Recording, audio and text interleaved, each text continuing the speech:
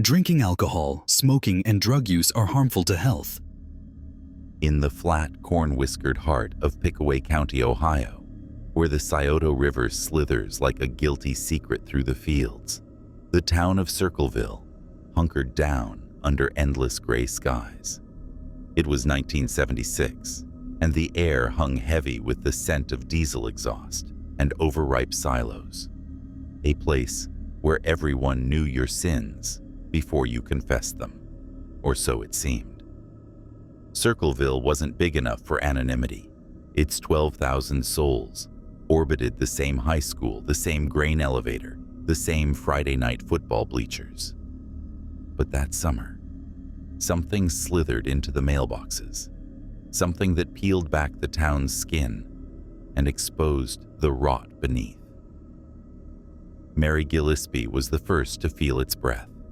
At 41, she was a fixture on the yellow school bus routes, her sturdy frame wedged behind the wheel, ferrying the town's kids through the back roads like a reluctant ferryman. Married to Ron, a union rep at the local factory, with 2 teenagers who slammed doors and dreamed of escape. Mary was unremarkable in the best way, practical, with calloused hands from gripping the steering wheel, and a laugh that cut through the chatter of rowdy 5th graders. But the letters changed that. They started small, innocuous almost, slipped into her mailbox at 612 West Mound Street, like a neighbor's forgotten casserole. The first one arrived on a Tuesday in August, the envelope plain white, no stamp, no return address, just her name scrawled in blocky, uneven letters that looked like they'd been carved with a dull knife. Inside, a single sheet of notebook paper typed on an old Underwood that clacked like bones in the night. Mary, I know what you're doing with Gordon Massey. The school board knows too. How's it feel, spreading your legs for the boss while Ron clocks in at the plant? Tell the wife, or everyone will. Her stomach dropped like a stone in the river. Gordon Massey, the superintendent, was a balding widower with a penchant for after-school meetings that lingered too long. But it wasn't true. Not like that. Flirtations, maybe, in the exhaustion of long days, but nothing to shatter a life. Mary's hands trembled as she crumpled the paper, glancing out the kitchen window at the empty street. Who? The postmark was local, smeared like a thumbprint. She burned it in the sink, watching the flames lick up the lies. But the words had already burrowed in. The letters began arriving more quickly after that. 3, sometimes 5 a week. They targeted her route, her family, her most private truths. One claimed her daughter had lifted a lipstick from the 5-dime. Another hinted that Ron's overtime at the plant was really code for poker nights funded with borrowed money. But always, without fail, they returned to Gordon. He's got pictures, Mary, in his desk, grinning at the camera while you pretend to grade papers. She stopped checking the mailbox alone and started sleeping with every lamp on. Ron discovered one note taped beneath the fuel tank of her bus. Drive the route tomorrow, and the kids will learn their driver's a tramp. Paranoia seeped through the town like rising water. Circleville had always been a place of murmurs, secret romances behind the bleachers, homemade whiskey aging in barns. But this was something else, intrusive. The letters didn't just gossip, they knew. They mentioned the exact tint of lace on Mary's nightgown, the dent in Ron's bumper from that 72 scrape he insisted was a deer. And they weren't satisfied with threats on paper. Bushes rustled at night. Footprints appeared in the soft dirt of Mary's garden bed. Far too close to the window, she now kept bolted shut. Trespassers, the sheriff said when she finally reported it. Probably kids, playing jokes. But the prints were adult-sized, caked with mud from the riverbank miles away. By September, the venom had spread. Letters poured into other homes, all typed on the same erratic machine. postmarked from Columbus, but stinking of local knowledge. The baker's wife got one outing: her husband's gambling debts, the Methodist pastor's a lurid account of his private baptisms with the choir director. Secrets no one spoke aloud, now inked and mailed. The town meeting at the VFW hall turned into a shouting match. Fingers pointed, alliances shattered. "It's one of us." Old man Hargrove spat, his face purple. "Someone walking our streets, slipping into our yards, like a goddamn ghost." Mary's bus became a cage on wheels. She'd catch glimpses in the rear view, a shadow darting behind the Exxon station, a flicker of movement in the corn. One afternoon, as she idled at the stop near Lover's Lane, a dirt track where teens parked under the stars, an envelope fluttered onto the dashboard, pushed through the cracked window while she dozed in the heat. "Watch the road, Mary. Gordon's waiting at mile marker 7. Or is it Ron this time?" Her scream echoed through the empty bus, scattering birds from the telephone wires. Ron took it hardest.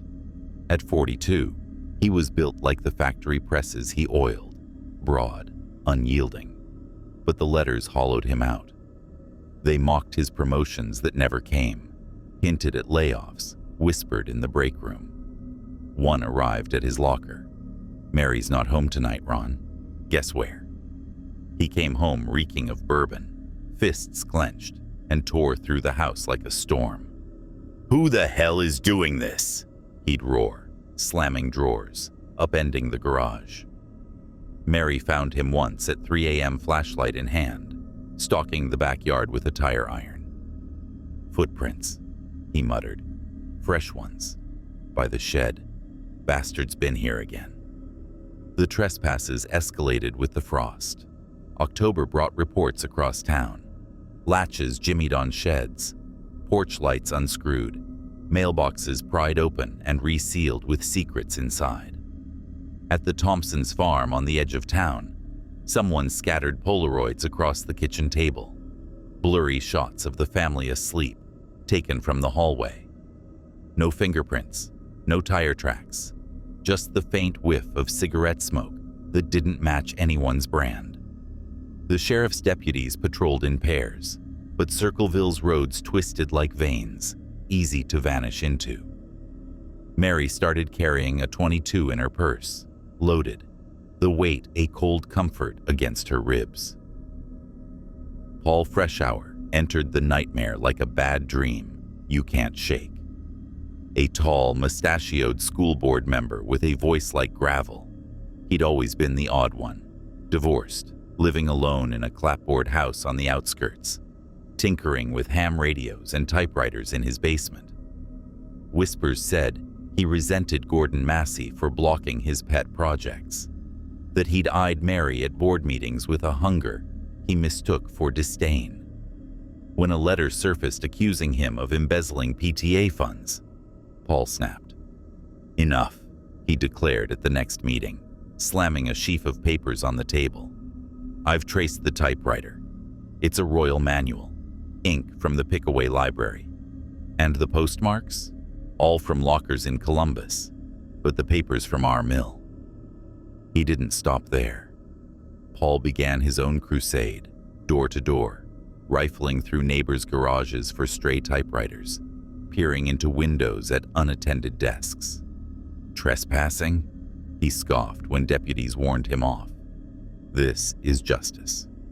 But justice has teeth. One night in November, as sleet hammered the windows, Ron Gillespie found a letter in his mailbox that crossed a boundary. Paul knows Ron, about the affair, about the arguments. He's coming for you tonight. Finish it, or he'll make Mary watch. Ron didn't hesitate. Fueled by fury and half a bottle of Jack, he drove his beat-up Ford to Paul's place on the Old Mill Road, headlights slicing through the storm like accusations. The porch light was out. On purpose, Ron thought. He slammed his fist on the door, tire iron from the truck bed gleaming in his grasp. "Freshour! Get out here, you bastard! I know it's you!" No answer. Only the wind screaming through the pines. Ron stalked around the house, boots sinking into the muck, peering through dirty windows at shadows that didn't seem right. The back door hung open. Latch snapped. Another intruder or an invitation? Inside, the kitchen stank of burnt coffee and machine grease. Drawers were pulled open, papers scattered like hell's own confetti. Ron's breath came sharp, the tire iron heavy as regret. Upstairs, the bedroom was empty, sheets rumpled. But in the corner sat a royal typewriter on a card table, ribbon wound with fresh threats. "Got you," Ron muttered, smashing the playten with one hard swing. The impact cracked through the room like a gunshot. He didn't hear the floorboard groan behind him. Paul burst from the closet like an apparition, face contorted with rage, a revolver in his hand. Not his Air National Guard service weapon, but something older, nastier. "You broke into my house, Gillespie," Paul shouted, the gun shaking but aimed steady. Ron swung blindly, the tire iron clipping Paul's shoulder, and in the chaos, the revolver barked. Once, twice, brutal in the cramped space. Ron reeled back, blood spreading across his shirt, and slid down the wall, eyes wide. "Why?" he gasped, leaving a dark smear as he sagged to the floor. Paul stood paralyzed, gun smoking, sweat beading under his mustache. "Self-defense," he whispered to no one, dialing the sheriff with trembling fingers. But when deputies arrived, sweeping the house with beams of light cutting the gloom, they uncovered more than a corpse. In Ron's pocket, the letter, folded and damning, and in the revolver, no simple malfunction. The hammer had been filed down, the cylinder fitted with a hair-trigger spring that turned a struggle into an execution. "Sabotaged," the ballistics man said later, voice low over the autopsy report. Someone had tampered with it weeks earlier, waiting for the right moment. Mary reached the hospital in a fog, rain matting her hair, the little A22 still in her purse like a weight. Ron was gone. Massive internal bleeding, DOA. Paul sat cuffed in the cruiser, pleading innocence, but the town had already chosen its villain. He wrote the letters. People whispered at the funeral, heads lowered, fixed the gun to frame Ron, or worse. Evidence piled up. Fibers from Paul's coat in Mary's flower bed, typewriter keys matching the block lettering. By Christmas, he was convicted. Aggravated murder, evidence tampering. Sentenced to 7 to 25 years in Chillicothe. "Burn in hell," someone spray-painted across his door. But the letters didn't stop. They came to Mary first, slipped under the station wagon's wiper at the cemetery. Ron's dead, but the truth lives. Gordon's next. Watch your mirrors. Then to the school board, the factory, even the jail where Paul rotted. Fresh hours innocent. I made him do it. Guess who? The handwriting shifted. Cursive now, feminine curves, but the venom was the same. Trespasses multiplied. A brick through Gordon's window with a note wrapped around it. Affair's over, lover. A dead crow on the bus hood. Eyes replaced with buttons from Mary's sewing kit. Mary sold the house, moved to a trailer on the edge of town, but the envelopes followed, postmarked from nowhere. She saw shadows everywhere. In the grocery aisle, hunched over the cereal. At the laundromat, folding clothes that smelled of her perfume. One night, Mary heard scratching at her door. She looked out. Nothing. In the morning, small footprints stopped right at her doorstep. Someone had stood there, waiting. For years, angry letters came to her and others in Circleville. They knew private secrets. They threatened. Paul was blamed. He went to prison, then was freed in 1988. He always said, "I didn't do it." The letters kept coming anyway. By the 1990s, the letters slowed down, but the town stayed scared. Houses sat empty. People stopped trusting neighbors. Mary moved away and died in 2016. After her death, one last letter arrived. Rest now, Mary. Your secrets are safe. Or are they?